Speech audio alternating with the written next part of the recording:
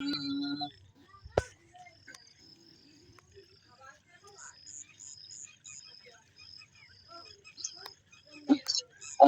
पुरुष सूक्त ऋग्वेद मंडल 10 सूक्त 90।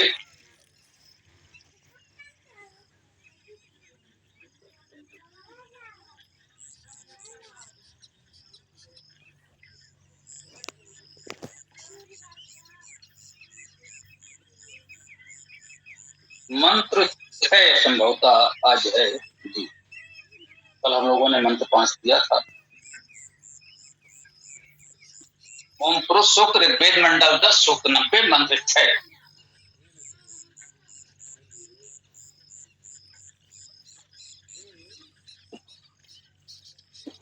ओम जत पुरुषेण हविषा देवा यज्ञम अतन्वत वसंतो अस्य आसीत आज्यम ग्रीष्मा इदमा शरत अवि। इस पुरुष सूक्त में यहां से सृष्टि की प्रक्रिया को यजन के रूप में व्यक्त किया गया। यजन कोई निर्धारित धार्मिक कर्मकांड पूजा पाठ नहीं है। वेद के मत में जब आप वेद का स्वाध्याय करेंगे तो ये अनुभव होगा। तो कहते हैं भाई वेद में यहाँ यहाँ यहाँ यहाँ ये यजन के शब्द हैं, मंत्र हैं। वेद में यज्ञ शब्द यजन शब्द बहुत आया, इसमें कोई संदेह नहीं है। उस मंत्र को पढ़ें समझें और इस शब्द का अर्थ देखें तो स्पष्ट हो जाता है वेद में यजन कुछ बड़ा है हमारी सोच से। सामान्यतः लोग यजन का जो भाव समझ रहे हैं या समाज में प्रचलित तो हो गया है, वेद में उसे यजन नहीं कहा गया। यजन वेद की बहुत बड़ी अवधारणा है, बहुत बड़ा सिद्धांत है, विचार है। इस सृष्टि प्रक्रिया को ही यजन कहा। परमेश्वर को भी यज्ञ नाम से संबोधित किया गया है। कह सकते हैं परमेश्वर के अनेक गुणवाची नामों में यज्ञ भी एक नाम। स्वाभाविक है वो कोई कर्मकांड की छोटी प्रक्रिया नहीं है। ये बहुत छोटे स्तर की बात हो जाएगी कि हम किसी निर्धारित कर्मकांड, प्रत्येक कर्मकांड की प्रक्रिया को यदि हम इस स्तर पर कहना चाहेंगे, यजन कहना चाहेंगे। इस मंत्र में कहा जा रहा है यत पुरुषेण हविषा। यत अर्थात जो, पुरुषेण पुरुष द्वारा, पुरुष के साथ। पुरुषेण तृतीया विभक्ति एक वचन है, करण कारक है। तो पुरुष द्वारा पुरुष के साथ ऐसा अर्थ करेंगे। पुरुष अर्थात अग्रणी परमेश्वर को कहा गया है। यह पुरुष सूक्त है। इस पुरुष सूक्त में परमेश्वर को पुरुष नाम से मुख्य रूप से कहा गया है। संभवतः इसीलिए इस सूक्त को पुरुष सूक्त कहा गया है। करे पुरुषेण पुरुष द्वारा या पुरुष के साथ। आगे है हविषा, हविष द्वारा या हविष के साथ। पुरुषेण में पुरुष तो हम समझ गए, पुर धातु से पुरुष शब्द बनता है, अग्रणी होना, अग्रसर होना, आगे होना। इस सृष्टि प्रक्रिया की बात है तो सृष्टि प्रक्रिया से पहले, उससे भी आगे केवल वह परमेश्वर वर्तमान था। तो सबसे आगे होने से उसे यहां पुरुष कहा गया। कहा गया उस पुरुष के साथ, पुरुष द्वारा अर्थात परमेश्वर के साथ। हविषा, हविष के साथ। ये हविष शब्द भू धातु है। भू धातु का अर्थ है दान करना और आदान प्रदान करना, दोनों अर्थ है। इसी हु धातु से हवन शब्द भी बनता है, जिसका अर्थ होता है दान और आदान प्रदान। यहाँ हवि शब्द है।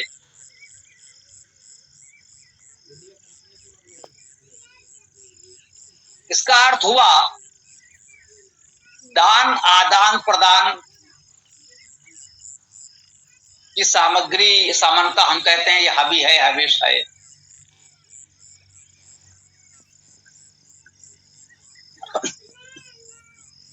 तो दान और आदान प्रदान की भावना को हवि कह सकते हैं, हविष कह सकते हैं। इसके लिए जो भी सामग्री साधन हम प्रस्तुत कर दें उसे हम हवि कह सकते हैं। इस सृष्टि की प्रक्रिया तो बहुत बड़ी बात है।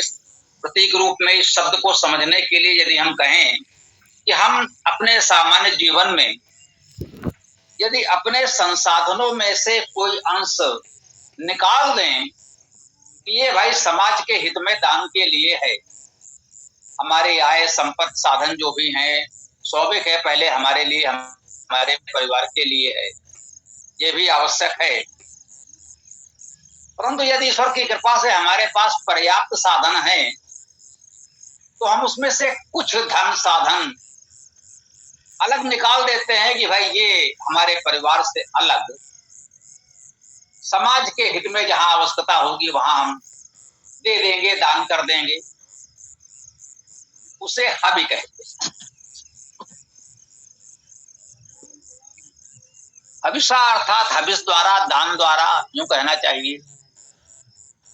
उस पुरुष के साथ दान द्वारा, उस पुरुष द्वारा दान द्वारा ये अर्थ भी हो सकता है क्योंकि तृतीया विभक्ति कर्ण कारक तो है ही।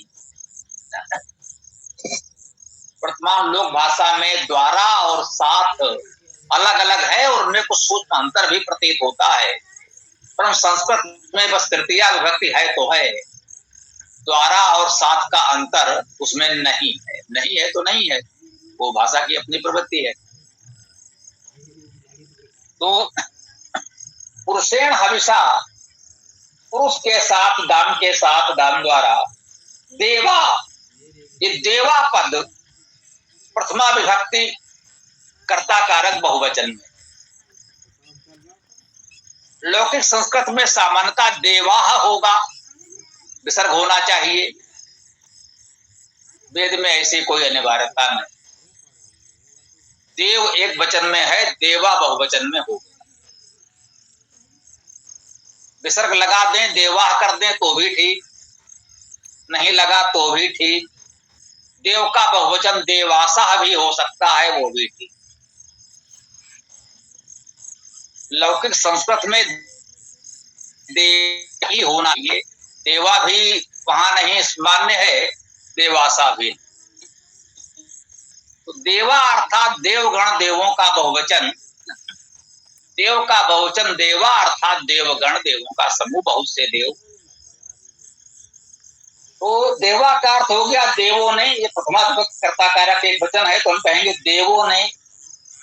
यज्ञम अर्थात यजन को, यज्ञ धातु का अर्थ है देव पूजा, संगति दान करना। तो देवों ने यजन को अर्थात देव पूजन, अर्थात देवों की सेवा सहायता। अब आज समाज बन गया है तो समाज के जो दिव्य पुरुष हैं, दिव्य गुणों से युक्त हैं, विद्वान हैं, मार्गदर्शक हैं, उनको भी देवजन कहते हैं। एक बात है, कहना चाहिए। उनकी सेवा सहायता करना भी देव पूजा कहते हैं, उसे भी यजन कहते हैं। एक बात है, जब सृष्टि की रचना हो रही है, अभी हुई भी नहीं है, तब कौन से देव।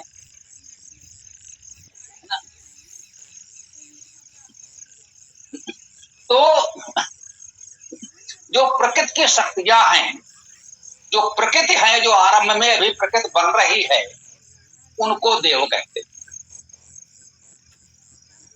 मंत्र आता है सूर्यो देवता, चंद्रमा देवता, वायु देवता, ये सब देवता, इनमें सब में देवता अर्थात देवत्व है।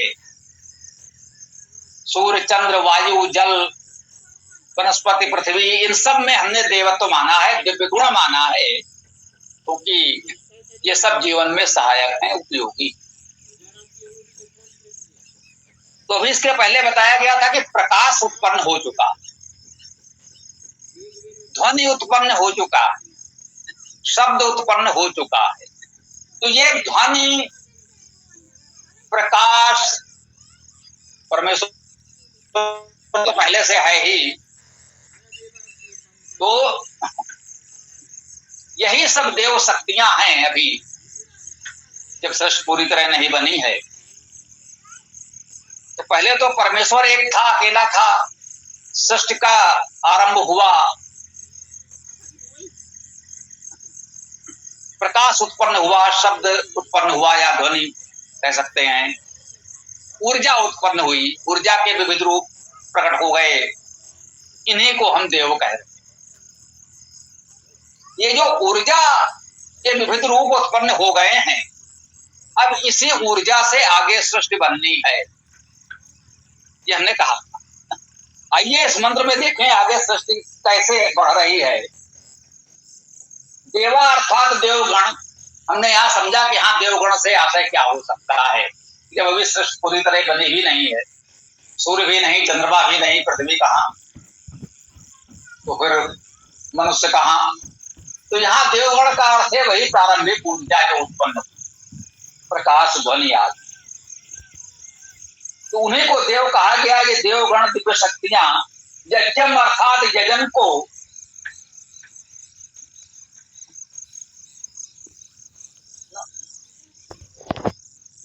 अतन्वत, अतन्वत में आक्रिया उपसर्ग, कम धातु विस्तार करना, अतन्वत अर्थात विस्तार किया।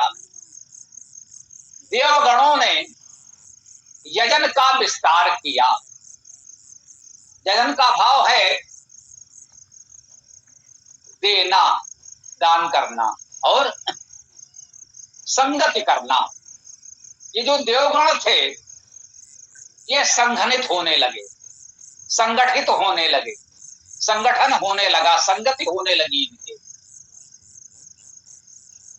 अति सूक्ष्म ऊर्जा जो उत्पन्न हुई थी उनकी संगति होने लगी, यजन होने लगा। कैसे? पुरुषेण हविषा, उस पुरुष के साथ। परमेश्वर तो पहले से था, ये ऊर्जा जो उत्पन्न हुई, दिव्य गुण संपन्न ये ऊर्जा उत्पन्न हुई, ये उस परमेश्वर के साथ, उसी से तो उत्पन्न है। आपस में ये ऊर्जा के तरंगे परमेश्वर के साथ भी सब एक दूसरे को कुछ देने लगे, दान करने लगे, संगति करने लगे, इन सबके बीच संगति होने लगी। देवा यज्ञम अतन्वत, देवों ने यजन का विस्तार किया। तो उससे क्या हुआ? वसंतो अस्य आसीत आज्यम, वसंत तो हम सब जानते हैं, फिलहाल वही मान लें बसंत। अस इसका, आसीत था, आज्यम आज, वसंत इसका आज था। क्योंकि यजन के रूपक से, यजन के प्रतीक से समझाया जा रहा है,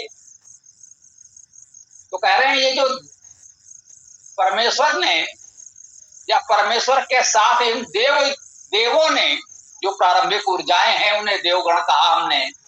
इन देवों ने जो यजन आरंभ किया उसकी साधन सामग्री क्या हो सकती थी? इस सामग्री से आज लोग यजन करते हैं वो तो तब थी ही नहीं। तब किस सामग्री से यजन किया उन्होंने? बसंतो, बसंत, बसंता, बसंत अस्य आसीत आज्यम, इसका आज जो था वो बसंत ही था। बसंत से क्या आशय है? देखिए वही बात है, ये काव्य गुण भी कहलाता है। बसंत से सीधा अर्थ यदि हम ऋतु बसंत से ले लें तो उस समय तो कोई ऋतु थी नहीं। ऋतु में तो तब उत्पन्न होना, पहले सूर्य हो, पृथ्वी हो, परिभ्रमण हो, तब तो कहीं बसंत आज ऋतुओं की बात आए, अभी तो कुछ है ही नहीं। तो जरा देखिए बसंत शब्द का अर्थ क्या है। बस धातु का अर्थ है बसना, निवास करना, निवास होना, निवास देना। बसंत अर्थात निवास, वास। निवास का साधन, निवास की स्थिति। अब ये जो देवगण या ऊर्जा उत्पन्न हुए, कहीं ना कहीं ये बसने लगे, तरंगे विस्तार पाने लगी, या तनवत कहा है यजन का विस्तार किया, तो सबसे पहले बसंत, सबने अपने अपने बसने का ठिकाना खोजना आरंभ किया। ऊर्जा की तरंगे विस्तारित होने लगी, फैलने लगी, स्पर्श शब्द का प्रयोग हुआ है, अतनवत अर्थात विस्तार किया। तो आज्यम, आज्यम में अज धातु का अर्थ है गति करना। आज्यम का अर्थ गतिशीलतागत योग से आप ग्रहण कर सकते हैं।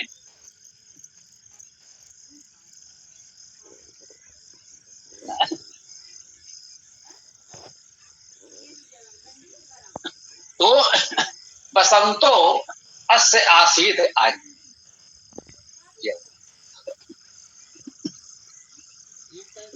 इसका गति ही उसका निवास। किसी जीव जंतु की तरह किसी एक स्थान पर निवास बनाना ये ऊर्जा का स्वभाव नहीं है। ऊर्जा का संचरण होता है तरंगों के रूप में, ऊर्जा बहुत तीव्रता से फैलती। तो वो जो ऊर्जा, जो प्रारंभिक देवगण प्रारंभिक ऊर्जा उत्पन्न हुई, तनवत उनका विस्तार होने लगा, और ये जो तरंगे जहां जहां फैलती जा रही हैं, सोचिए उनका वास निवास बनता चला जा रहा है, उनका आवास से फैलता जा रहा है।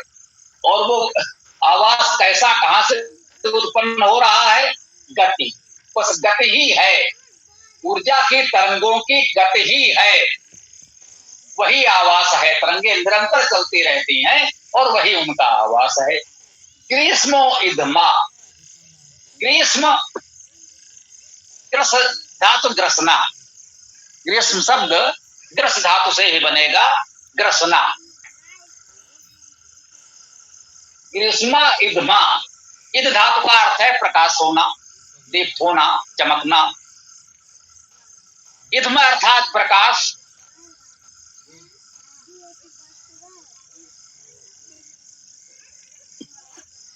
प्रकाश ही ग्रीष्म है, प्रकाश से ग्रीष्म है और ग्रीष्म से प्रकाश है।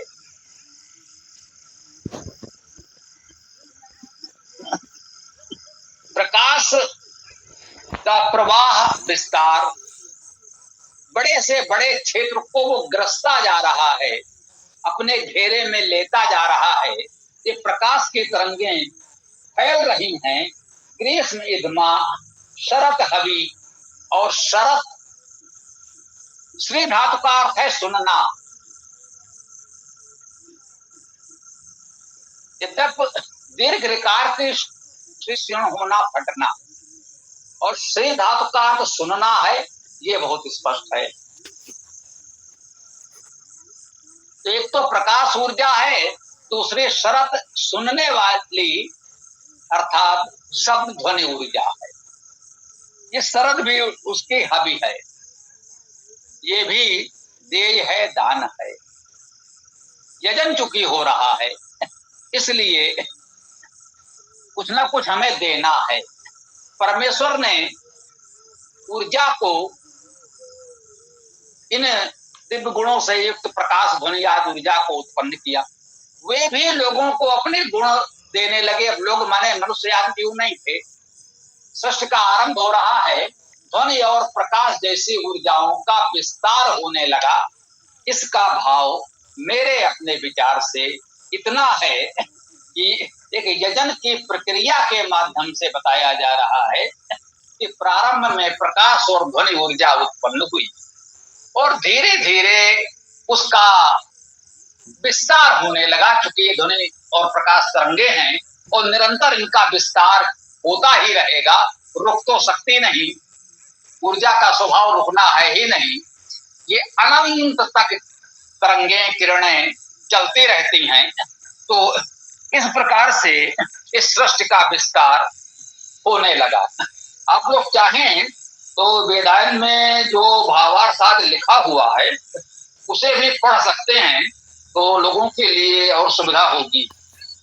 हमने लिखा है पढ़ना, वैसे भी अब हम पढ़ें तो उचित नहीं है, और जैसा कि आप लोगों को बताया है कि पढ़ने में हमें समस्या भी होती है, तो यदि उचित समझें तो आप लोग इस गोष्ठी में भी पढ़ सकते हैं स्वतंत्र रूप से, तो पढ़ें और उस पर कुछ चर्चा करनी हो तो करें, ये तो कर ही सकते हैं। तो हम आज अभी अपनी बात को यहाँ विराम देते हैं। आगे आप लोग जो उचित समझें अपने प्रश्न विचार प्रस्तुत करें। ओम।